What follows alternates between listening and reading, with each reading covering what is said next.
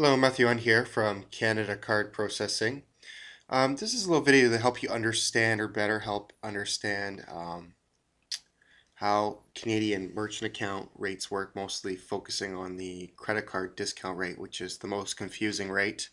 As well as this is going to show you how to use the calculator that you can download below. Now, if you're watching this on YouTube, you'll need to go to my website at canadacardprocessing.com. You'll be able to download this Excel calculator there. If you're on the site, obviously, if you just look directly below, you'll be able to click on the link and be able to download this and play with this calculator as you see fit. The reason why I created this calculator was to empower Canadian merchants to be able to make sure that they're not that they are getting a fair shakedown when it comes to the rates. If this is still confusing, you can contact me and I'd be happy to do the quote for you and make sure that you're getting competitive rates. But if you want to do it in your own, I wanted you to be able to do that. Okay, so let's take a look at these rates here. So here, I've just sort of put these in different categories and we're going to play with some numbers here, but let's just say we're just playing with one terminal. So, I mean, you could put as many terminals here. If you have a location that has 6, 10, 12, 30 terminals, which, some businesses do, you can put down, company A and company B. So let's just say company A is charging $42 a month for their terminal, and it's $35 basically for the other one. Let's say your monthly business volume on credit cards, Visa and MasterCard combined. I don't know, let's put in $10,000. Okay, so you'll notice that it automatically changes on company B. I've set it up that way. And let's say, you're doing approximately, I don't know how many transactions. Let's say you're doing 200 transactions. So that's going to bring out our average sale amount to $50. And then let's say the qualified card present transactions is basically 25%.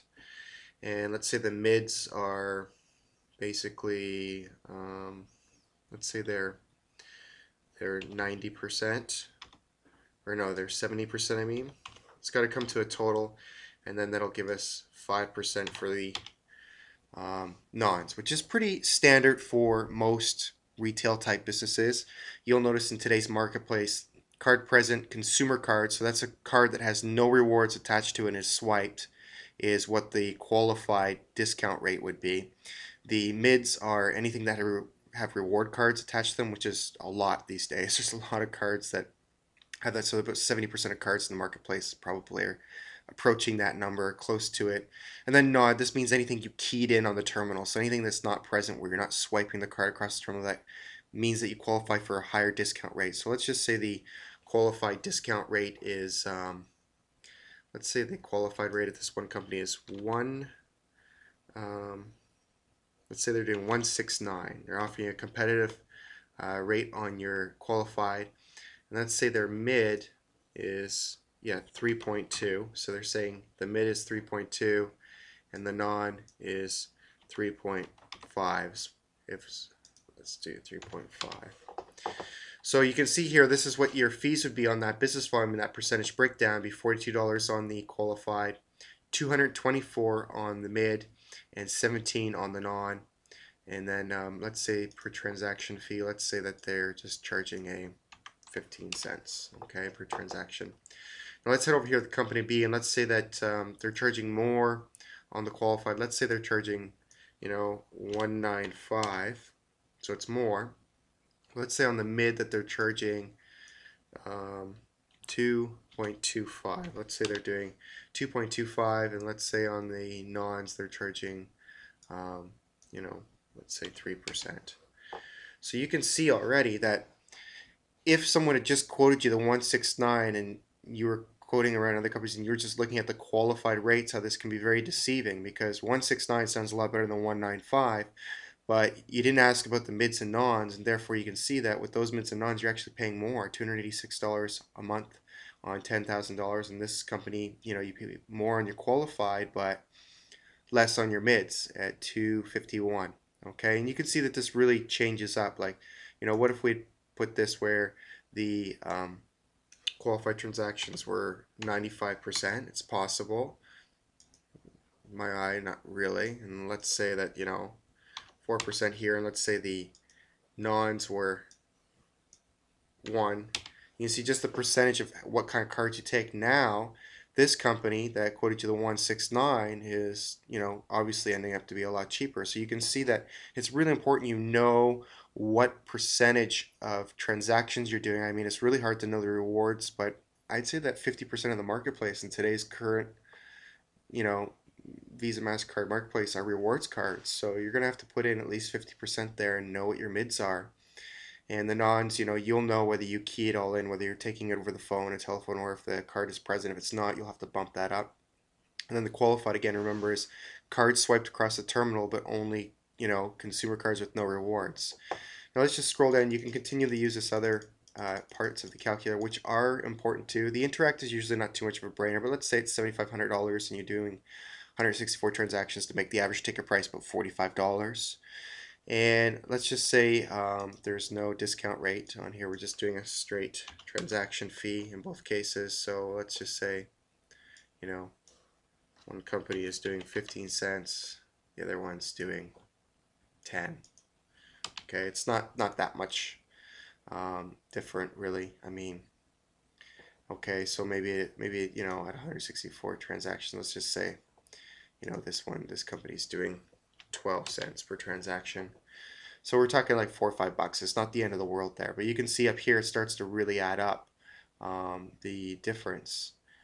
So here, this is where some of the fees can get really sneaky. They'll have like a statement fee of like $10, and then let's say they'll have a gateway fee of $10, and then they'll have an added value fee of $12, and then miscellaneous. Let's say they have a min fee of $5. All of a sudden you have an extra $37 a month, and it really does work that way. I mean, a statement fee is pretty standard these days. Sometimes a gateway fee is too for IP terminals. There may be other names that merchant accounts come up with. I just ask, any miscellaneous admin fees, throw them in there because it really does add up.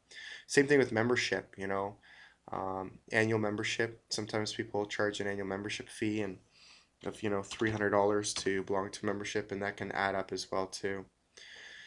You can see already that just because of the additional admin fees here, membership fees, all of a sudden you're paying more with company A. But if I also took out the annual membership fees and took these out, you would see that those prices would come down, and you would actually see that now it's a savings. But you can see how just the back end additional hidden fees, as you like to call them, can really kill an account. So this is the calculator. It's A and B. You can get some quotes from different companies. Now again, I got to remind you, I do this for most of my clients. So if you don't have time, or this is just really too confusing and you want someone to do that for you, I'd be more than happy to do that for you.